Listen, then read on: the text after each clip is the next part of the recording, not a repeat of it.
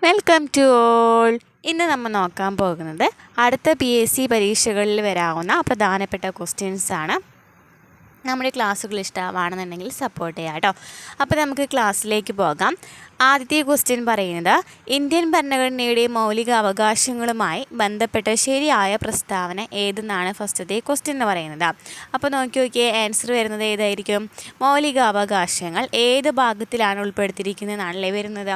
മൗലിക അവകാശങ്ങൾ എത്രാമത്തെ ഭാഗത്തിലാണ് വരുന്നത്? 3ാമത്തെ ഭാഗമാണ് അല്ലേ. മൗലിക അവകാശങ്ങൾ വരുന്നത് പാർട്ട് 3ലാണ്. മൗലിക അവകാശങ്ങൾ വരുന്നത് പാർട്ട് 3ലാണ്. അപ്പോൾ മൗലിക അവകാശങ്ങൾ എന്ന് പറയുന്നത് പാർട്ട് 3 12 മുതൽ 51 വരെയാണ് വരുന്നത്. 12 മുതൽ 51 വരെയാണ് വരുന്നത്. അപ്പോൾ 12 മുതൽ 51 വരെയാണ് അല്ലേ മൗലിക അവകാശങ്ങളെക്കുറിച്ച് പറയുന്നത്.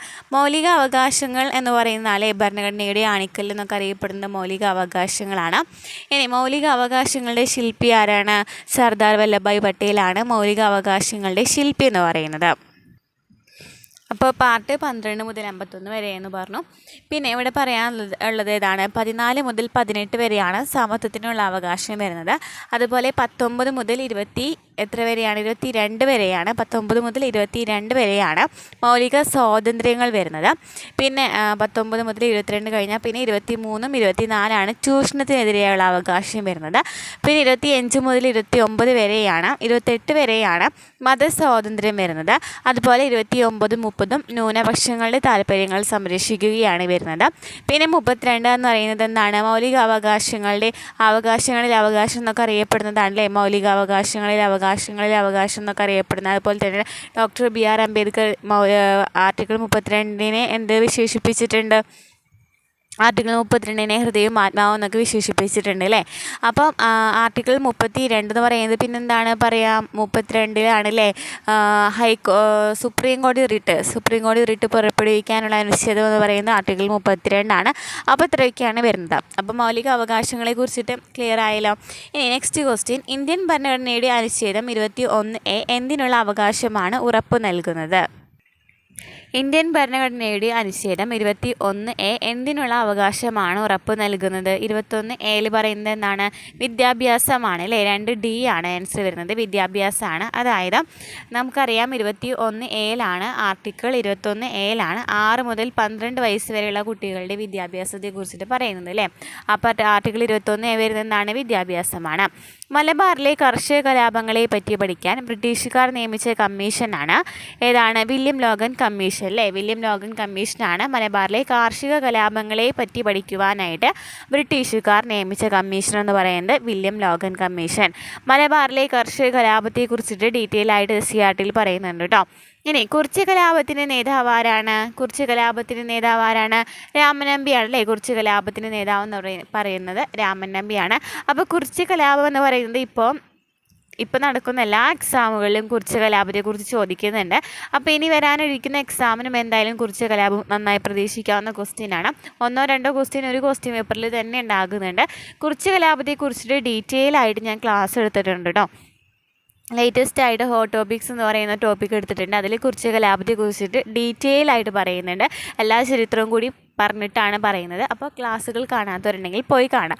അപ്പോൾ കുറിച്യ കലാപത്തിൻ്റെ നേതാവ് രാമൻ നമ്പിയാണ്. എന്നാണ് കുറിച്യ കലാപം നടന്നത്? 1112 അല്ലേ. 1112 കുറിച്യ കലാപം നടന്നത്. അതുപോലെ തന്നെ എന്താണ് നികുതിയൊക്കെ പണമായിട്ട് നൽകണം എന്നൊക്കെ പറഞ്ഞതിനൊക്കെ എതിരെയായിരുന്നു ഈ കുറിച്യ കലാപം എന്ന് പറയുന്നത്. പിന്നെന്താണ് കുറിച്യ കലാപത്തെക്കുറിച്ചിട്ട് പറയാനുള്ളത്? ഇത്രയൊക്കെ ഉണ്ടോ. പിന്നെ കുറിച്യ കലാപത്തിൻ്റെ ലക്ഷ്യങ്ങളൊക്കെ പറയുന്നുണ്ട്. അതിലിപ്പോൾ ക്ലാസ്സുകൾ കാണാത്തുണ്ടെങ്കിൽ പോയി കാണാം കേട്ടോ. ഇനി സർവ്വവിദ്യാധിരാജ എന്നറിയപ്പെട്ടത് ആരെയാണ്? സർവ്വവിദ്യാധിരാജ എന്നറിയപ്പെടുന്നത് ചട്ടമ്പി സ്വാമികൾ അല്ലേ. ചട്ടമ്പി സ്വാമികളെയാണ് സർവ്വവിദ്യാധിരാജ എന്നറിയപ്പെടുന്നത്. അപ്പോൾ നവോത്ഥാനം പഠിച്ചു വെക്കണം. ചട്ടമ്പി സ്വാമികളാണ് സർവ്വവിദ്യാധിരാജ എന്നറിയപ്പെടുന്നത്. ശ്രീനാരായണ ഗുരു എന്ന് പറയുന്നത് എല്ലാത്തിലും ഓപ്ഷൻ ഉണ്ടായിരിക്കും. അതുപോലെ തന്നെ ശ്രീനാരായണ ഗുരുവിനെ കുറിച്ചിട്ടും കൂടുതൽ ക്വസ്റ്റ്യൻ കാണേണ്ട. ശ്രീനാരായണ ഗുരുവിനെ കുറിച്ചിട്ട് ഡീറ്റെയിൽ ആയിട്ട് നമ്മൾ ഓൾറെഡി ക്ലാസ് എടുത്തിട്ടുണ്ട് കേട്ടോ. ഇനി നമ്മൾ ഹോട്ട് ടോപ്പിക്സിൽ ശ്രീനാരായണ ഗുരുവിനെ കുറിച്ചിട്ട് ഡീറ്റെയിൽ ആയിട്ട് പറയുന്നുണ്ട്. ക്ലാസ്സുകൾ കാണാത്തവരുണ്ടെങ്കിൽ പോയി കാണാം കേട്ടോ. ഇനി സാമൂഹികമായി അടിച്ചമർത്തപ്പെട്ടവരുടെ ബൈബിൾ എന്നറിയപ്പെടുന്ന പത്രം ഏതാണ്? സാമൂഹികമായിട്ട് അടിച്ചമർത്തപ്പെട്ടവരുടെ ബൈബിൾ എന്നറിയപ്പെടുന്ന പത്രം ഏതാണ്? മിതവാദി കേട്ടോ. മിതവാദിയാണ്. സാമൂഹികമായി അടിച്ചമർത്തപ്പെട്ടവരുടെ ബൈബിൾ എന്നറിയപ്പെടുന്ന പുസ്തകമാണ്, പത്രമാണ് മിതവാദി. കല്ലുമാല പ്രക്ഷോഭത്തിൻ്റെ നേതാവ് ആരാണ്? കല്ലുമാല പ്രക്ഷോഭത്തിൻ്റെ നേതാവ് ആരാണ്?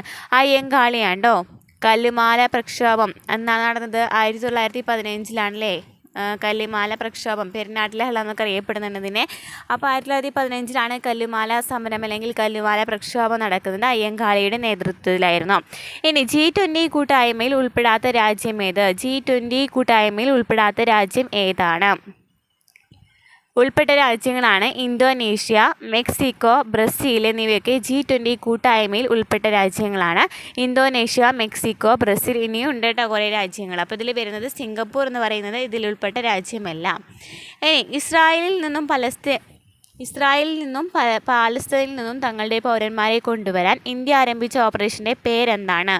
ഇസ്രായേലിൽ നിന്നും പാലസ്തീനിൽ നിന്നും തങ്ങളുടെ പൗരന്മാരെ കൊണ്ടുവരാൻ ഇന്ത്യ ആരംഭിച്ച ഓപ്പറേഷൻ്റെ പേരെന്താണ്? എന്തായിരുന്നു ഓപ്പറേഷൻ്റെ പേര്? ഓപ്പറേഷൻ അജയ്. ഓപ്പറേഷൻ അജയ് എന്നാണ് പേര്. ഇന്ത്യൻ പൗരന്മാരെ കൊണ്ടുവരാനായിട്ട് ഇസ്രായേലിൽ നിന്നും പാലസ്തീനിൽ നിന്നും കൊണ്ടുവരാൻ വേണ്ടിയിട്ട് ഉണ്ടായിരുന്ന ദൗത്യമാണ്. ഇനി ബ്രിട്ടീഷുകാർ ഇന്ത്യയിൽ നടപ്പിലാക്കിയ ഭൂനികുതി വ്യവസ്ഥയുമായി ബന്ധപ്പെട്ട ശരിയായ പ്രസ്താവന ഏതാണ്? ബംഗാളിൽ നടപ്പിലാക്കിയ ഭൂനികുതി വ്യവസ്ഥയാണ് ശാശ്വത ഭൂനികുതി വ്യവസ്ഥ. ബംഗാളിൽ നടപ്പിലാക്കിയ ഭൂനികുതി വ്യവസ്ഥയാണ് ശാശ്വത ഭൂനികുതി വ്യവസ്ഥ എന്ന് പറയുന്നതാണ് ശരി. ഇനി റേറ്റ് വാരി വ്യവസ്ഥയൊക്കെ ദക്ഷിണേന്ത്യൻ പ്രദേശങ്ങളിലൊക്കെയാണ് കേട്ടോ. റേറ്റ് വാരി വ്യവസ്ഥ നടന്നത് ദക്ഷിണേന്ത്യൻ പ്രദേശങ്ങളിലൊക്കെയാണ്. അതുപോലെ തന്നെ വടക്കു പടിഞ്ഞാറൻ ഇന്ത്യയിൽ നടന്നത് ഏതായിരുന്നു? വടക്കു പടിഞ്ഞാറൻ ഇന്ത്യയിലാണ് മഹൽവാരി വ്യവസ്ഥ. വടക്കു പടിഞ്ഞാറൻ ഇന്ത്യയിലെ മഹൽവാരി വ്യവസ്ഥയാണ്. അപ്പോൾ ബംഗാളിലെ ശാശ്വത ഭൂനികുതി വ്യവസ്ഥ, അതുപോലെ തന്നെ വടക്കു പടിഞ്ഞാറിലെ മഹൽവാരി വ്യവസ്ഥ. പിന്നെ റേറ്റ് വാരി വ്യവസ്ഥ എവിടെയായിരുന്നു? ദക്ഷിണേന്ത്യൻ പ്രദേശങ്ങളിലായിരുന്നു.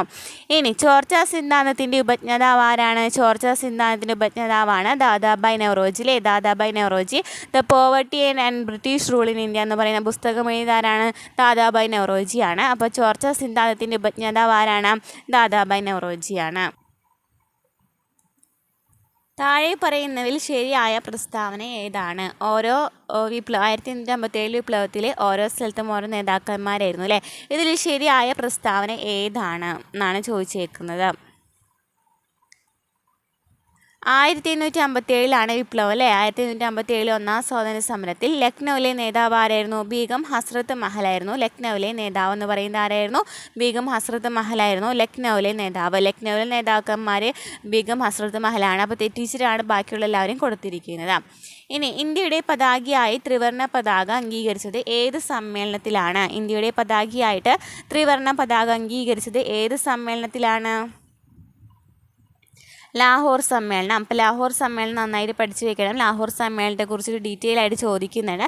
ജവഹർലാൽ നെഹ്റു ആയിരുന്നു അന്നത്തെ അധ്യക്ഷൻ എന്ന് പറയുന്നത്. അതുപോലെ തന്നെ ഇന്ത്യൻ സ്വാതന്ത്ര്യ ദിനമായിട്ട് ആചരിക്കാനൊക്കെ വിചാരിച്ചത് ഈ ലാഹോർ സമ്മേളനത്തിൻ്റെ സമയത്തായിരുന്നു.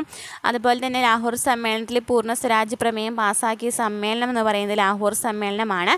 അപ്പോൾ ത്രിവർണ്ണ പതാക അംഗീകരിച്ച സമ്മേളനം ഏതാണ്? ലാഹോർ സമ്മേളനമാണ്. ഇന്ത്യൻ ഭരണഘടനയുടെ ആമുഖം തയ്യാറാക്കിയത് ആരാണ്? ഇന്ത്യൻ ഭരണഘടന ആമുഖം തയ്യാറാക്കിയത് ആരാണ്? ആമുഖം തയ്യാറാക്കിയത് ജവഹർലാൽ നെഹ്റു ആണ്. ആമുഖം തയ്യാറാക്കിയത്. തിരഞ്ഞെടുക്കപ്പെട്ട രാഷ്ട്രത്തലവനുള്ള രാജ്യം ഏത് പേരിൽ അറിയപ്പെടുന്നു? തിരഞ്ഞെടുക്കപ്പെട്ട രാഷ്ട്രത്തലവനുള്ള രാജ്യം എന്ന് പറയുന്നത് ഏത് പേരിലാണ് അറിയപ്പെടുന്നത്?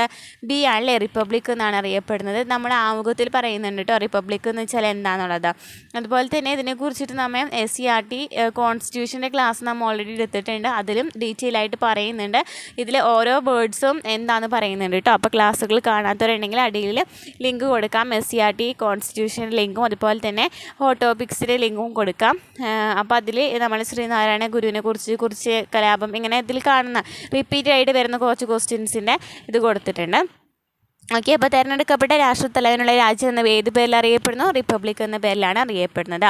ക്ഷേമരാഷ്ട്ര സങ്കല്പത്തെക്കുറിച്ച് ഇന്ത്യൻ ഭരണഘടനയിൽ എവിടെയാണ് പ്രതിപാദിച്ചിരിക്കുന്നത്? ക്ഷേമരാഷ്ട്ര അല്ലേ? ക്ഷേമരാഷ്ട്ര സങ്കല്പത്തെക്കുറിച്ച് ഇന്ത്യൻ ഭരണഘടനയിൽ ഏത് ഭാഗത്താണ് ആക്കിയിട്ടുള്ളത്? 17ാമത്തെ ആൻസർ വരുന്നത് നിർദ്ദേശക തത്വങ്ങളിലാണ് ക്ഷേമരാഷ്ട്രത്തെക്കുറിച്ചിട്ട് പറയുക. ഇന്ത്യയെ ക്ഷേമരാഷ്ട്രമാക്കുക എന്നതായിരുന്നു മാർഗനിർദ്ദേശക തത്വങ്ങളുടെ ലക്ഷ്യമെന്ന് പറയുന്നത്. നെക്സ്റ്റ്, ബക്രാനങ്കൽ അണക്കെട്ടിൻ്റെ പ്രാധാന്യം താഴെ പറയുന്നവയിൽ ഏതെല്ലാമാണ്? ബക്രാനങ്കൽ അണക്കെട്ട് എന്ന് പറയുന്നത് താഴെ പറയുന്നതിൽ ഏതെല്ലാമാണ്? അതിനെക്കുറിച്ച് ശരിയായിട്ട് പറയുന്നതാണ് ചോദിച്ചിരിക്കുന്നത്. സത്ലജ് നദിയിലാണ് സ്ഥിതി ചെയ്യുന്നത്. ബക്രാനങ്കൽ സ്ഥിതി ചെയ്യുന്നത് എവിടെയാണ്? സത്ലജ് നദിയിലാണ് ബക്രാനങ്കൽ സ്ഥിതി ചെയ്യുന്നത്. അതുപോലെ തന്നെ ആദ്യത്തെ വിവിധ ഉദ്ദേശ പദ്ധതിയാണ് ബക്രാനങ്കൽ പദ്ധതി. ആദ്യത്തെ വിവിധ ഉദ്ദേശ പദ്ധതി. അതുപോലെ തന്നെ സത്ലജ് നദിയിൽ സ്ഥിതി ചെയ്യുന്നത് ഏതാണ്? ബക്രാനങ്കൽ അണക്കെട്ടാണ്. നെക്സ്റ്റ്, ഹരിത കേരള മിഷനും മഹാത്മാഗാന്ധി ഗ്രാമീണ തൊഴിലുറപ്പ് പദ്ധതിയും സംയുക്തമായി തുടങ്ങിയ പച്ചത്തുരുത്ത് പദ്ധതി ഏത് ജില്ലയിലാണ് വരുന്നത്, നടപ്പിലാക്കിയത്? പച്ചത്തുരുത്ത് എന്ന് പറയുന്നത് എവിടെയാണ്? തിരുവനന്തപുരത്താണ് കേട്ടോ. തിരുവനന്തപുരത്താണ് പച്ചത്തുരുത്ത് എന്ന പദ്ധതി നടപ്പിലാക്കിയത്. ഹരിത കേരള മിഷനും മഹാത്മാഗാന്ധി ഗ്രാമീണ തൊഴിലുറപ്പ് പദ്ധതിയും സംയുക്തമായി തുടങ്ങിയതായിരുന്നു. ഇനി താഴെ പറയുന്നവയിൽ കേന്ദ്ര ആഭ്യന്തര മന്ത്രാലയം നൽകുന്ന ദേശീയ പുരസ്കാരം ഏതാണ്? താഴെ പറയുന്നവയിൽ കേന്ദ്ര ആഭ്യന്തര മന്ത്രാലയം നൽകുന്ന ദേശീയ പുരസ്കാരം ഏതാണ്? ജീവൻ രക്ഷാ പതക് കേട്ടോ. ജീവൻ രക്ഷാ പതകാണ് കേന്ദ്ര ആഭ്യന്തര മന്ത്രാലയം നൽകുന്ന ദേശീയ പുരസ്കാരം. പട്ടിണി ഇല്ലാതാക്കൽ, സാമൂഹ്യനീതി, തുല്യതയധിഷ്ഠിതമായ വളർച്ച ഈ ഉദ്ദേശത്തോടു തുടങ്ങിയ പഞ്ചവത്സര പദ്ധതി ഏതാണ്? പട്ടിണി ഇല്ലാതാക്കൽ, സാമൂഹ്യനീതി, തുല്യതയിൽ അധിഷ്ഠിതമായ വളർച്ച ഈ ഉദ്ദേശത്തോടു കൂടി തുടങ്ങിയ പഞ്ചവത്സര പദ്ധതിയാണ് ഒമ്പതാം പഞ്ചവത്സര പദ്ധതി. ഒമ്പതാം പഞ്ചവത്സര പദ്ധതിയുടെ പ്രധാന ലക്ഷ്യം എന്തായിരുന്നു? തുല്യതയിൽ അധിഷ്ഠിതമായ വളർച്ചയായിരുന്നു അല്ലേ? നീതി ഉണ്ടായിരുന്നു. പട്ടിണി ഇല്ലാതാക്കൽ, സാമൂഹ്യനീതി, തുല്യതയിൽ അധിഷ്ഠിതമായ വളർച്ച. ഓരോ പഞ്ചവത്സര പദ്ധതിയെയും കുറിച്ചിട്ട് SCERT പറയുന്നുണ്ട് കേട്ടോ. ഇനി ഏത് ഇന്ത്യൻ സംസ്ഥാനവുമായി ബന്ധപ്പെട്ടാണ് ഇന്ത്യയും ചൈനയും തമ്മിൽ തർക്കം നിലനിൽക്കുന്നത്? ഏത് ഇന്ത്യൻ സംസ്ഥാനവുമായി ബന്ധപ്പെട്ടിട്ടാണ് ഇന്ത്യയും ചൈനയും തമ്മിൽ തർക്കം നിലനിൽക്കുന്നത്? അരുണാചൽ പ്രദേശ് കേട്ടോ. അരുണാചൽ പ്രദേശാണ് ആൻസർ വരുന്നത്. അരുണാചൽ പ്രദേശാണ് ആൻസർ. ഏതാണ്? അരുണാചൽ പ്രദേശുമായിട്ട് ബന്ധപ്പെട്ടിട്ടാണ് ഇന്ത്യയും ചൈനയും തമ്മിൽ തർക്കം നിലനിൽക്കുന്നത്. സ്വതന്ത്ര ഇന്ത്യ നേരിട്ട വെല്ലുവിളികളിൽ പ്രധാനപ്പെട്ട ഒന്നായിരുന്നു ഭാഷാടിസ്ഥാനത്തിലുള്ള സംസ്ഥാന രൂപീകരണം. ഈ വിഷയത്തെക്കുറിച്ച് താഴെ പറയുന്നതിൽ ശരിയല്ലാത്ത പ്രസ്താവനകൾ ഏതാണ്? ഏതാണ് ഭാഷാടിസ്ഥാനത്തിലുള്ള സംസ്ഥാന രൂപീകരണവുമായി ബന്ധപ്പെട്ടില്ലേ SCERT പറയുന്നുണ്ട്. അപ്പോൾ ഏതാണ് ഇതിൽ ആൻസർ? ശരിയല്ലാതാണ് ചോദിച്ചിരിക്കുന്നത്. സംസ്ഥാന പുനഃസംഘടനാ നിയമം 1956 നിലവിൽ വന്നത്. ശരിയാണ്. 1956 സംസ്ഥാന പുനഃസംഘടനാ നിയമം നിലവിൽ വന്നത്. MN ഗുൻസർ ആയിരുന്നു അതിൻ്റെ അധ്യക്ഷൻ എന്ന് പറയുന്നതല്ല അല്ലേ? ആരായിരുന്നു? ഫസൽ അലി ആയിരുന്നു അതിൻ്റെ അധ്യക്ഷൻ എന്ന് പറയുന്നത്. ആരായിരുന്നു? ഫസൽ അലി ആയിരുന്നു. മലയാളിയായ KM പണിക്കർ അതിലെ അംഗമായിരുന്നു. ശരിയാണ്. മലയാളിയായ KM പണിക്കർ അംഗമായിരുന്നു. അതുപോലെ തന്നെ SN ഗുസ്റും സർദാർ KM പണിക്കർ എന്നിവയൊക്കെ എന്തിലും അംഗമായിരുന്നു? ഈ ഭാഷാടിസ്ഥാനത്തിലുള്ള സംസ്ഥാന രൂപീകരണത്തിലെ അംഗമായിരുന്നു. അതിലെ അധ്യക്ഷൻ എന്ന് പറയുന്നത് ഫസൽ അലി ആയിരുന്നു. മുംബൈ, കൊച്ചി, മധുര, ചെന്നൈ, കണ്ടല, മംഗലാപുരം ഈ കൂട്ടത്തിൽ പെടാത്ത പട്ടണം ഏതാണെന്നാണ് ചോദിച്ചിരിക്കുന്നത്. മുംബൈ, കൊച്ചി, മധുര, ചെന്നൈ, കണ്ടല, മംഗലാപുരം ഇതിലേതാണ് വരുന്നത്? മധുരയാണ് അല്ലേ? ബാക്കിയൊക്കെ തുറമുഖങ്ങളല്ലേ? കൊച്ചി തുറമുഖമുണ്ട്, കടല തുറമുഖമുണ്ട്, അതുപോലെ തന്നെ ചെന്നൈ തുറമുഖമുണ്ട്. മധുര എന്ന് പറയുന്നിടത്ത് എന്തില്ല? തുറമുഖം ഇല്ല. നെക്സ്റ്റ് ക്വസ്റ്റ്യൻ, 1859 കേരളത്തിൽ എവിടെയാണ് ആദ്യത്തെ കയർ ഫാക്ടറി ആരംഭിച്ചത്? ഇത് ഓൾറെഡി ചോദിച്ചിട്ടുണ്ട് കേട്ടോ. ഇപ്പോൾ അടുത്ത ക്വസ്റ്റ്യൻ പേപ്പറിലും കണ്ടിരുന്നു. 1859 കേരളത്തിൽ എവിടെയാണ് ആദ്യത്തെ കയർ ഫാക്ടറി ആരംഭിച്ചത്? എവിടെയാണ്? ആലപ്പുഴയിലാണ് ആദ്യത്തെ കയർ ഫാക്ടറി ആരംഭിച്ചത്. ഡാറാസ്മേൽ എന്നായിരുന്നു പേര്. കഴിഞ്ഞ പ്രിലിംസ് എക്സാമിന് ഈ ക്വസ്റ്റ്യൻ ഉണ്ടായിരുന്നു. മലയാളം സംസാരിക്കുന്ന പ്രദേശങ്ങളെ ഉൾപ്പെടുത്തി കേരളം രൂപീകരിക്കണമെന്ന് പരാമർശിക്കുന്ന ആദ്യകാല ഗ്രന്ഥം ഏതാണ്? മലയാളം സംസാരിക്കുന്ന പ്രദേശങ്ങൾ ഉൾപ്പെടുത്തി എന്ത് വേണം? കേരളം രൂപീകരിക്കണമെന്ന് പറയുന്ന ആദ്യകാല ഗ്രന്ഥം ഏതാണ്? 1.25 കോടി മലയാളികൾ. IMSൻ്റെ 1.25 കോടി മലയാളികൾ എന്ന് പറയുന്നത്. അപ്പോൾ മലയാളം സംസാരിക്കുന്ന പ്രദേശങ്ങളെ ഉൾപ്പെടുത്തിയിട്ട് കേരളം രൂപീകരിക്കണമെന്ന് പറയുന്ന കൃതി ഏതാണ്? ഗ്രന്ഥം ഏതാണ്? 1.25 കോടി മലയാളികൾ. താഴെ പറയുന്നവയിൽ ആനമുടിയെക്കുറിച്ചുള്ള തെറ്റായ പരാമർശം ഏതാണ്? ആനമുടിയെക്കുറിച്ച് നമുക്ക് നോക്കാം. ഇന്ത്യൻ ഉപദ്വീപീയ പീഠഭൂമിയിലെ ഏറ്റവും ഉയരമേറിയ കൊടുമുടിയാണ് ആനമുടി. ഇരവിക്കുളം ദേശീയോദ്യാനം ഉൾപ്പെടുന്ന പ്രദേശമാണ്. വയനാട് ജില്ലയിലാണോ സ്ഥിതി ചെയ്യുന്നതല്ല അല്ലേ? ഇടുക്കിയിലല്ലേ സ്ഥിതി ചെയ്യുന്നത്? അപ്പോൾ ഇതാണ് തെറ്റ് വരുന്നത്. ഏകദേശം 2695 മീറ്ററാണ് ഉയരം. അപ്പോൾ ആനമുടിനെ കുറിച്ചിട്ട് പറയുന്നത് എന്തൊക്കെയാണ്? ഇന്ത്യൻ ഉപദ്വീപീയ പീഠഭൂമിയിലെ ഏറ്റവും ഉയരമേറിയ കൊടുമുടി. ഇരവിക്കുളം ദേശീയോദ്യാനം ഉൾപ്പെടുന്ന പ്രദേശം ഏകദേശം 2695 മീറ്റർ ഉയരം. അതുപോലെ തന്നെ ഇടുക്കി ജില്ലയിൽ സ്ഥിതി ചെയ്യുന്നു. കേരളത്തിൻ്റെ കായിക തലസ്ഥാനം എന്നറിയപ്പെടുന്ന ഏത് സ്ഥലമാണ്? കേരളത്തിൻ്റെ കായിക തലസ്ഥാനം എന്നറിയപ്പെടുന്നത് ഏത് സ്ഥലമാണ്?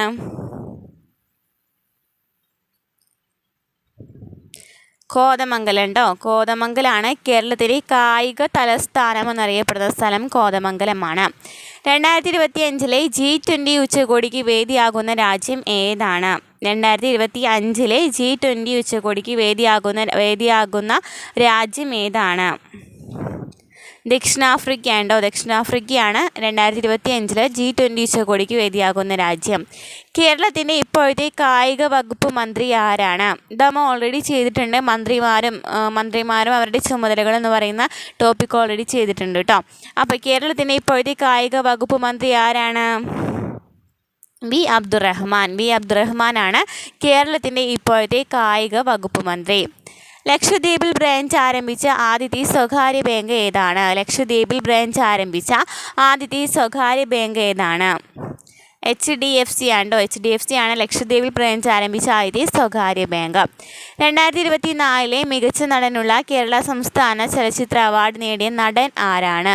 2024 മികച്ച നടനുള്ള കേരള സംസ്ഥാന ചലച്ചിത്ര അവാർഡ് പൃഥ്വിരാജാണ് കേരള സംസ്ഥാന ചലച്ചിത്ര അവാർഡ് നേടിയത് 2024 മികച്ച നടൻ. നിസാം സാഗർ നദീതട പദ്ധതി ഏത് നദിയിലാണ് സ്ഥിതി ചെയ്യുന്നത്? നിസാം സാഗർ നദീതട പദ്ധതി ഏത് നദിയിലാണ് സ്ഥിതി ചെയ്യുന്നത്? ഗോദാവരി നദിയിലാണ്ടോ? ഗോദാവരി നദിയിലാണ് നിസാം സാഗർ നദീതട പദ്ധതി സ്ഥിതി ചെയ്യുന്നത്. ഇന്ത്യയുടെ ഏറ്റവും തെക്കേ അറ്റത്തുള്ള മേജർ തുറമുഖം ഏതാണ്? തൂത്തുക്കുടി ചെന്നൈയിലാണല്ലേ. അപ്പോൾ തൂത്തുക്കുടി സ്ഥിതി ചെയ്യുന്നതാണ് ഏറ്റവും തെക്കേ അറ്റത്തുള്ള മേജർ തുറമുഖം. തമിഴ്നാടാണ്. ഇന്ത്യയുടെ ഏറ്റവും തെക്കേ അറ്റത്തുള്ള മേജർ തുറമുഖം എന്ന് പറയുന്നത് തൂത്തുക്കുടി, തമിഴ്നാടാണ്. ദക്ഷിൺ എന്ന സംസ്കൃത പദത്തിൽ നിന്ന് പേര് ലഭിച്ച പീഠഭൂമി ഏതാണ്? ഡക്കാൻ പീഠഭൂമിയാണ് എന്നറിയപ്പെടുന്നത്. ദക്ഷിൺ എന്ന സംസ്കൃത പദത്തിൽ നിന്നാണ് ഡക്കാൻ പീഠഭൂമി എന്ന പേര് വന്നത്. ഹിമാചൽ പ്രദേശിനെ ലഡാക്കുമായി ബന്ധിപ്പിക്കുന്ന ചുരം ഏതാണ്?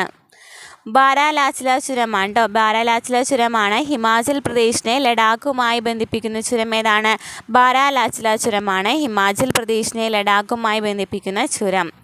ഏത് രേഖാംശത്തിലെ സമയമാണ് ഇന്ത്യയുടെ പൊതുവായ സമയമായി അംഗീകരിച്ചിട്ടുള്ളത്?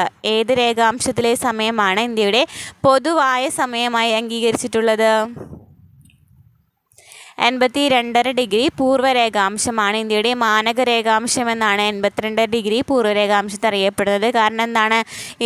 ഇന്ത്യയുടെ പൊതുവായ സമയമായി അംഗീകരിച്ചിട്ടുള്ളത് 82 ഡിഗ്രി പൂർവ്വരേഖാംശമാണ്.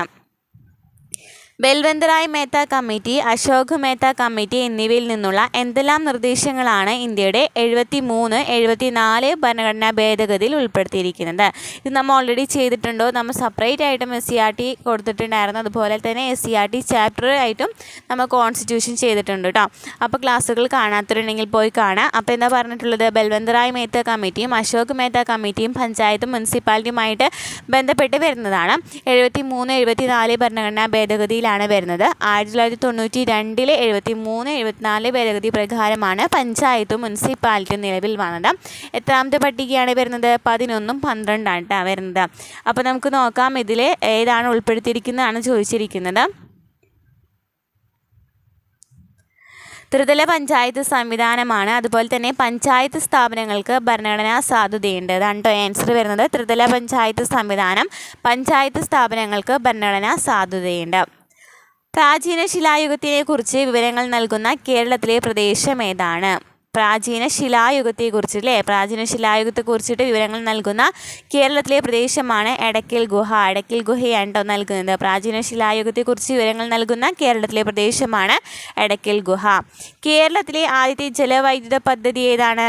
കേരളത്തിലെ ആദ്യത്തെ ജലവൈദ്യുത പദ്ധതിയാണ് പള്ളിവാസൽ.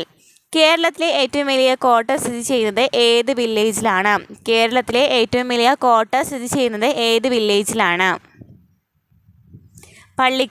പള്ളിക്കര വില്ലേജിലാണ് കേരളത്തിലെ ഏറ്റവും വലിയ കോട്ട സ്ഥിതി ചെയ്യുന്നത്.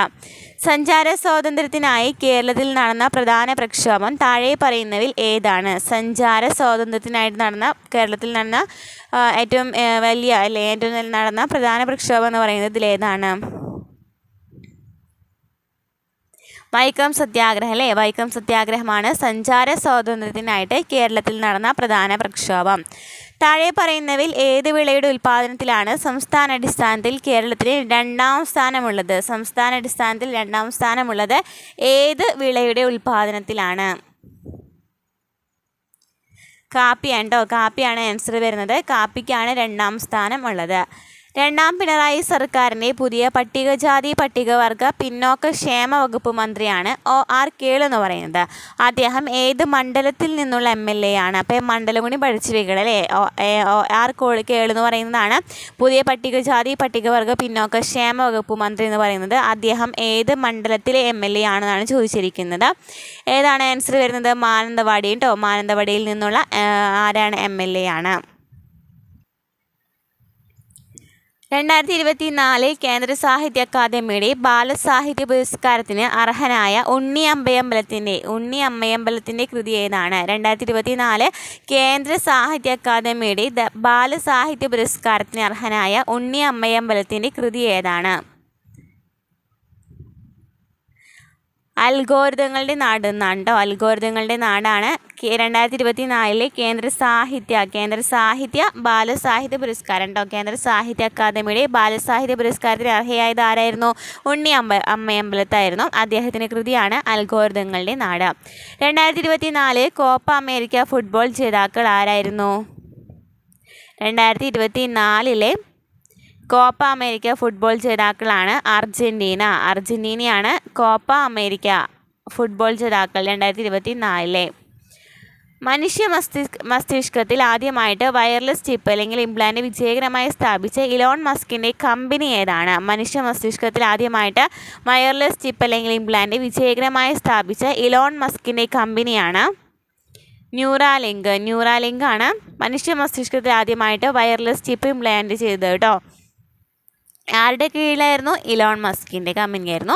70ാമത് നെഹ്റു ട്രോഫി വള്ളംകളിയുടെ ഭാഗ്യചിഹ്നമായ കളിവള്ളം തുഴയുന്ന നീലപ്പൊന്മാന് നൽകിയ പേരേതാണ്?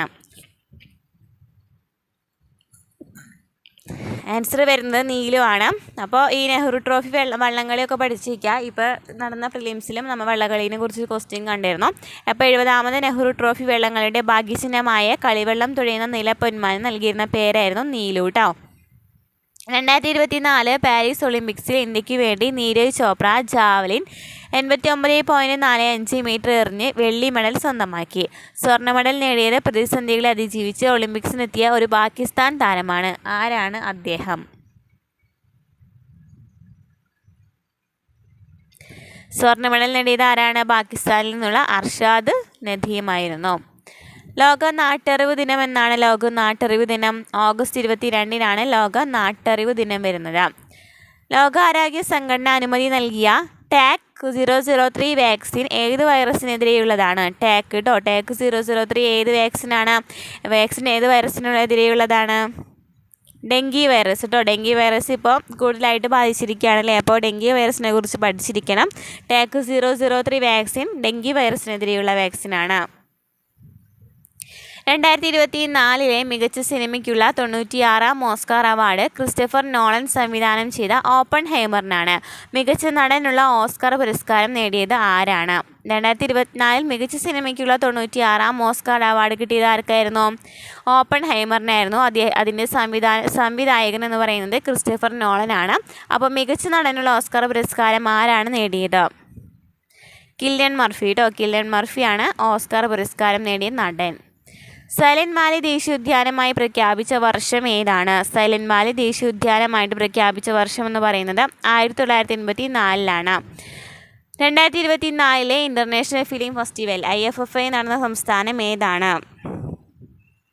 ഗോവയിലാണ് ഫിലിം ഫെസ്റ്റിവൽ IFFI നടന്ന സംസ്ഥാനം എന്ന് പറയുന്നത്. ഇലക്ട്രിക് മണ്ണ് വികസിപ്പിച്ചെടുത്ത ലോകത്തിലെ ആദ്യത്തെ രാജ്യം ഏതാണ്? ഇലക്ട്രിക് മണ്ണ് വികസിപ്പിച്ചെടുത്ത ലോകത്തിലെ ആദ്യത്തെ രാജ്യം ഏതാണ്?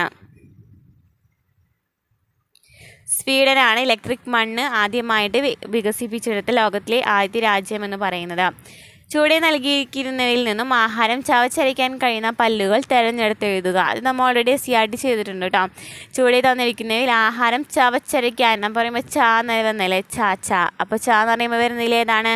ചെറുവണകവും അഗ്രചെറുവണകമാണ് വരുന്നത്. ആഹാരം ചവച്ചരയ്ക്കാൻ സഹായിക്കുന്ന പല്ലുകൾ എന്ന് പറയുന്നത്. ഏതാണ് ആൻസർ വരുന്നത്? 2 ഉം 4 അല്ലേ? 2 ഉം 4 ആൻസർ വരുന്നത്.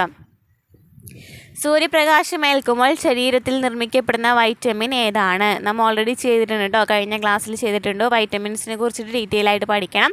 സൂര്യപ്രകാശം ഏൽക്കുമ്പോൾ ശരീരത്തിൽ നിർമ്മിക്കപ്പെടുന്ന വൈറ്റമിൻ ഏതാണ്? വൈറ്റമിൻ D ആണ്. സൂര്യപ്രകാശം ഏൽക്കുമ്പോൾ ശരീരത്തിൽ നിർമ്മിക്കപ്പെടുന്ന വൈറ്റമിൻ എന്ന് പറയുന്നത് വൈറ്റമിൻ D ആണ്. അതുപോലെ തന്നെ വൈറ്റമിൻ D കൊണ്ട് ഉണ്ടാകുന്ന കുറവുള്ള രോഗം ഏതാണ്? കാണാം റിക്കറ്റ്സ് ആണ്. അതുപോലെ തന്നെ വൈറ്റമിൻ ഡിനെ കുറിച്ചിട്ട് പറയുകയാണെന്നുണ്ടെങ്കിൽ കാൽസ്യം, ഫോസ്ഫറസ് എന്നിവയുടെ ആഗിരണം, അതുപോലെ തന്നെ സൂര്യപ്രകാശം ഏൽക്കുമ്പോൾ ലഭിക്കുന്ന വൈറ്റമിൻ എന്നൊക്കെ പറയുന്നത് വൈറ്റമിൻ D ആണ്. എല്ലുകളുടെയും പല്ലുകളുടെയും വളർച്ചയ്ക്ക് സഹായകമായ വൈറ്റമിൻ ആണ് വൈറ്റമിൻ D. ഏത് വിളയുടെ സങ്കരയിനമാണ് സൽകീർത്തി? സൽകീർത്തി ഏതാണ്? വെണ്ടയുടെയാണ് അല്ലേ? വെണ്ടയുടെയാണ് സൽകീർത്തി എന്ന് പറയുന്നത്, വെണ്ടയുടെയാണ്. പയറിന് ഏതൊക്കെയാണ്? ലോല, മാലികക്ക് പയറിനെയാണ്. നെല്ലിന് ഏതൊക്കെയാണ്? കുറേ ഉണ്ട് അല്ലേ? അന്നപൂർണ, ശബരി എന്നൊക്കെ പറയുന്ന കുറേ ഉണ്ട്. തെങ്ങ് എന്ന് പറയുന്നത് മലയൻ ഡോർഫ്, അതുപോലെ തന്നെ എന്താണ് ചന്ദ്രശങ്കര എന്നൊക്കെ പറയുന്നതൊക്കെ തെങ്ങിൻ്റെയാണ്.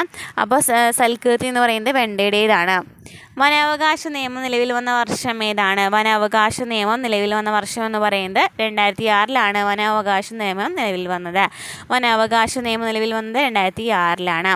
വിനാഗിരി, ബേക്കിംഗ് സോഡയുമായി പ്രവർത്തിക്കുമ്പോഴുണ്ടാകുന്ന വാതകത്തിൻ്റെ സവിശേഷത ഇതിലേതാണ്? വിനാഗിരി ബേക്കിംഗ് സോഡയുമായിട്ട് പ്രവർത്തിക്കുമ്പോൾ ഉണ്ടാകുന്ന വാതകം, ഒരു വാതകം ഉണ്ടായിരിക്കും, അതിൻ്റെ സവിശേഷത ഇതിലേതാണ്? ഇത് തീ കെടുത്തുന്ന വാതകമാണ്. വിനാഗിരിയും ബേക്കിംഗ് സോഡയുമായിട്ട് പ്രവർത്തിക്കലുണ്ടാകുന്നത് ഏത് വാതകമാണെന്ന് കമൻറ്റ് ചെയ്യാം കേട്ടോ. നെക്സ്റ്റ്, സ്ത്രീ തൊഴിലാളികൾ തൊഴിലിടങ്ങളിൽ നേരിടുന്ന പ്രശ്നങ്ങൾ തൊഴിൽ വകുപ്പിനെ അറിയിക്കുവാനുള്ള കോൾ സെൻറ്ററിൻ്റെ പേര് ഏതാണ്? സ്ത്രീ തൊഴിലാളികൾ തൊഴിലിടങ്ങളിൽ നേരിടുന്ന പ്രശ്നങ്ങൾ തൊഴിൽ വകുപ്പിനെ അറിയിക്കാനുള്ള കോൾ സെൻറ്ററിൻ്റെ പേരാണ് സഹജ. കേരള ഡിജിറ്റൽ സർവകലാശാല വികസിപ്പിച്ച AICPൻ്റെ പേരെന്താണ്? കേരള ഡിജിറ്റൽ സർവകലാശാല വികസിപ്പിച്ച AICPൻ്റെ പേര് കേട്ടോ. കേരള ഡിജിറ്റൽ സർവകലാശാലയാണ് ഈ ഒരു AICP വികസിപ്പിച്ചിട്ടുള്ളത്. പേരെന്താണ്? കൈരളിയാണ് കേരള ഡിജിറ്റൽ സർവകലാശാല വികസിപ്പിച്ച AICPൻ്റെ പേര്. വൈദ്യുത സർക്യൂട്ടുകളെ സംബന്ധിച്ച് താഴെ കൊടുത്തിരിക്കുന്നവയിൽ ശരിയായവ ഏത്? നമ്മൾ ഓൾറെഡി ചെയ്തിട്ടുണ്ട് കേട്ടോ, SCRT. വൈദ്യുത സർക്യൂട്ടുകളെ സംബന്ധിച്ച് താഴെ കൊടുത്തിരിക്കുന്നതിൽ ശരിയായവ ഏതാണ്? ഒരു സർക്യൂട്ട് പൂർത്തിയായിട്ടുണ്ടെങ്കിൽ അത് അടഞ്ഞ സർക്യൂട്ടാണ് അല്ലേ? ശരിയാണ്. ഒരു സർക്യൂട്ട് പൂർത്തിയായിട്ടുണ്ടെങ്കിൽ അതെന്താണ്? അടഞ്ഞ സർക്യൂട്ടാണ്. അതുപോലെ തന്നെ ഒരു സർക്യൂട്ട് പൂർത്തിയായിട്ടില്ല എന്നുണ്ടെങ്കിൽ അത് തുറന്ന സർക്യൂട്ടായിരിക്കും. അടഞ്ഞ സർക്യൂട്ടിൽ മാത്രമാണ് ഉപകരണങ്ങൾ പ്രവർത്തിക്കുകയുള്ളൂ.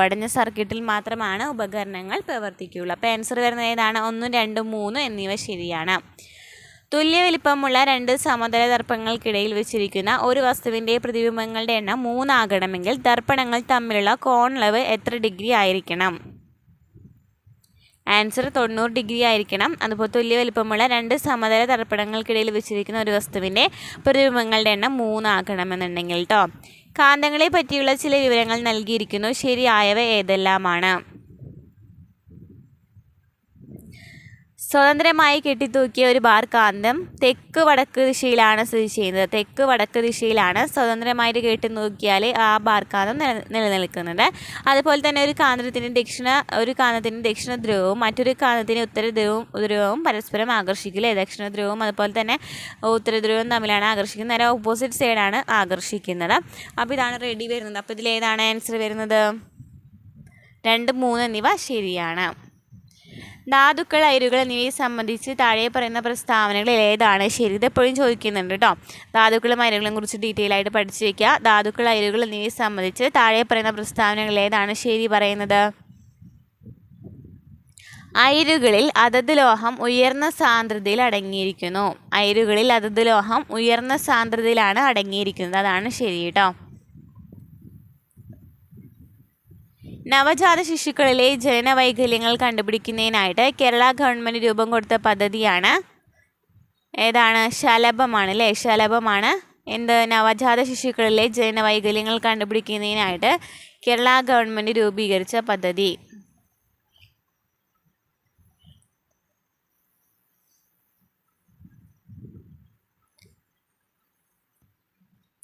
ജലസ്രോതസ്സുകൾ അണുവിമുക്തമാക്കുന്നതിനുള്ള വില കുറഞ്ഞതും ഫലപ്രദവുമായ മാർഗമാണ്. ജലസ്രോതസ്സുകൾ അണുവിമുക്തമാക്കുന്നതിനായുള്ള വില കുറഞ്ഞതും ഫലപ്രദവുമായ മാർഗം ഏതാണ്? ജലസ്രോതസ്സുകൾ അണുവിമുക്തമാക്കുന്നതിനുള്ള വില കുറഞ്ഞതും ഫലപ്രദവുമായ മാർഗം ഏതാണ്? അറിയാവുന്നതാണ് അല്ലേ? ബ്ലീച്ചിങ് പൗഡറാണ് അല്ലേ? ബ്ലീച്ചിങ് പൗഡർ നൽകാറുണ്ട് അല്ലേ ആശാവർക്കറൊക്കെ വന്നിട്ട്. അപ്പോൾ ജലസ്രോതസ്സുകൾ അണുവിമുക്തമാക്കുന്നതിനുള്ള വില കുറഞ്ഞതും ഫലപ്രദവുമായ മാർഗമാണ് bleaching powder. National institute of virology സ്ഥിതി ചെയ്യുന്ന സ്ഥലം ഏതാണ്? ഇത് എപ്പോഴും ചോദിച്ചിട്ടുണ്ട് കേട്ടോ. നാഷണൽ ഇൻസ്റ്റിറ്റ്യൂട്ട് ഓഫ് വൈറോളജി കേരളത്തിലും ചോദിച്ചിട്ടുണ്ട്, അതുപോലെ തന്നെ ഇന്ത്യയിലും ചോദിച്ചിട്ടുണ്ട്. അപ്പോൾ എവിടെയാണ് വരുന്നത്? പൂനെയിലാണ് നാഷണൽ ഇൻസ്റ്റിറ്റ്യൂട്ട് ഓഫ് വൈറോളജി സ്ഥിതി ചെയ്യുന്ന സ്ഥലമെന്ന് പറയുന്നത്. താഴെ പറയുന്നവയിൽ ആരാണ് കേന്ദ്ര ആരോഗ്യ കുടുംബക്ഷേമ വകുപ്പ് മന്ത്രി എന്ന് പറയുന്നത്? താഴെ പറയുന്നവയിൽ ആരാണ് കേന്ദ്ര ആരോഗ്യ കുടുംബക്ഷേമ വകുപ്പ് മന്ത്രി കേട്ടോ? കേന്ദ്ര ആരോഗ്യ കുടുംബക്ഷേമ വകുപ്പ് മന്ത്രി ആരാണ്? JP നഡ്ഡയാണ് അല്ലേ? നടന്നാൽ നമുക്ക് കൂടുതൽ ആരോഗ്യം കിട്ടുന്ന ആലോചിച്ചാൽ മതി. കേന്ദ്ര ആരോഗ്യ കുടുംബക്ഷേമ വകുപ്പ് മന്ത്രി ആരാണ്? JP നഡ്ഡ. ജീവിതശൈലി രോഗങ്ങളെ നിയന്ത്രിക്കുന്നതിനായി കേരള ഗവൺമെൻറ് രൂപീകരിച്ച നൂതന പദ്ധതിയാണ് ഏതാണ്? അമൃതം ആരോഗ്യം അല്ലേ? എപ്പോഴും ചോദിക്കാറുണ്ട്. ജീവിതശൈലി രോഗങ്ങളെ നിയന്ത്രിക്കുന്നതിനായിട്ട് കേരള ഗവൺമെൻറ് രൂപീകരിച്ച നൂതന പദ്ധതിയാണ് അമൃതം ആരോഗ്യം. താഴെ പറയുന്നവയിൽ ഏത് മാർഗമാണ് ഹെപ്പറ്റൈറ്റിസ് എ പകരുന്നത്? ഏത് മാർഗത്തിലൂടെയാണ് ഹെപ്പറ്റൈറ്റിസ് എ പകരുന്നത്? ഹെപ്പറ്റൈറ്റിസ് കുറേ ഉണ്ട് അല്ലേ? അതിൽ ഹെപ്പറ്റൈറ്റിസ് എ പകരുന്നത് ഏതാണ്? മലിനമായ ഭക്ഷണപാനീയങ്ങളിൽ കൂടിയാണ് കേട്ടോ. മലിനമായ ഭക്ഷണപാനീയങ്ങളിൽ കൂടിയാണ് ഹെപ്പറ്റൈറ്റിസ് എ പകരുന്നത്. ബ്രിട്ടനിൽ കണ്ടെത്തിയ പുതിയ രക്തഗ്രൂപ്പിന് നൽകിയിരിക്കുന്ന പേരെന്താണ്? ബ്രിട്ടനിൽ കണ്ടെത്തിയ പുതിയ രക്തഗ്രൂപ്പിലെ പുതിയ രക്തഗ്രൂപ്പ് ബ്രിട്ടനിൽ കണ്ടെത്തിയിട്ടുണ്ട്. ആ ഗ്രൂപ്പ് ഏതാണ്? MAL ആണ്ടോ? MAL മാൽ. MAL ആണ് ബ്രിട്ടനിൽ കണ്ടെത്തിയ പുതിയ രക്തഗ്രൂപ്പ് എന്ന് പറയുന്നത്. താഴെ പറയുന്നവയിൽ ജന്തുജന്യ രോഗങ്ങൾ ഏത് വിഭാഗത്തിൽപ്പെടുന്ന രോഗങ്ങൾ? ഏതൊക്കെയാണ് ചോദിച്ചിരിക്കുന്നത്? താഴെ പറയുന്നതിൽ ജന്തുജന്യ രോഗങ്ങൾ എന്ന വിഭാഗത്തിൽപ്പെടുന്ന രോഗങ്ങൾ ഏതെല്ലാണ്? ജന്തുജന്യ രോഗങ്ങൾ അല്ലേ? ജന്തു മുഖേന പകരുന്ന രോഗങ്ങൾ ഏതൊക്കെയാണ് അതിൽ? നിപ്പ, അതുപോലെ തന്നെ എംപോക്സ്. നിപ്പയും എംപോക്സുമാണ് ജന്തുജന്യ രോഗങ്ങളെന്ന് പറയുന്നത്. ലോകവ്യാപകമായി പടർന്നു പിടിച്ച COVID-19 ആദ്യമായി പൊട്ടിപ്പുറപ്പെട്ട സ്ഥലം ഏതാണ്? ലോകവ്യാപകമായി പടർന്നു പിടിച്ച COVID-19 എവിടെയാണ്? അറിയാവുന്ന ക്വസ്റ്റ്യൻ ആയിരിക്കും. വുഹാനാണ് അല്ലേ? വുഹാനിലാണ് ആദ്യമായിട്ട് COVID-19 പടർന്നു പിടിച്ചത്. താഴെ പറയുന്നവയിൽ ജീവിതശൈലി രോഗമല്ലാത്തത് ഏതാണ്? താഴെ പറയുന്നതിൽ ജീവിതശൈലി രോഗമല്ലാത്തത് ഏതാണ്? ഏതൊക്കെയാണ്? പ്രമേഹം ഒരു ജീവിതശൈലിയാണ്. അതുപോലെ തന്നെ ഇൻസുലിൻ. എന്താണ് പ്രമേഹം എന്ന് വെച്ചാൽ എന്താണ്? പാർക്കിൻസൺസുമായിട്ട് പ്രമേഹം എന്ന് പറയുന്നത് എന്താണ്? പാൻക്രിയാസുമായി ബന്ധപ്പെട്ടാണ് അല്ലേ? പാൻക്രിയാസ് ആണ് പ്രൊഡ്യൂസ് ചെയ്യുന്നത്, ഇൻസുലിൻ പ്രൊഡ്യൂസ് ചെയ്യുന്നത്. അപ്പോൾ അത് കറക്റ്റായിട്ട് അതിനാക്കാത്തതിനാണ്, അത് ഉൾക്കൊള്ളാൻ പറ്റാത്തതിനാണ് എന്ന് പറയുന്നത് പ്രമേഹം എന്ന് പറയുന്നത്. പ്രമേഹം പലതരത്തിലുണ്ട് അല്ലേ? ഇനി രക്താതിമർദ്ദം അതുപോലെ തന്നെ പക്ഷാഘാതം എന്നൊക്കെ പറയുന്നത് എന്താണ്? ജീവിതശൈലി രോഗമാണ്. ടൈഫോയിഡ് എന്ന് പറയുന്നത് എന്താണ്? ബാക്ടീരിയ പരത്തുന്ന രോഗമാണ്. ബാക്ടീരിയ പരത്തുന്നതാണ്. സ്തനാർബുദം കണ്ടുപിടിക്കുന്നതിന് സഹായിക്കുന്ന ഏറ്റവും ഫലപ്രദമായ ടെസ്റ്റ് ഏതാണ്? സ്തനാർബുദം കണ്ടുപിടിക്കുന്നതിന് സഹായിക്കുന്ന ഏറ്റവും ഫലപ്രദമായ ടെസ്റ്റ് ഏതാണ്?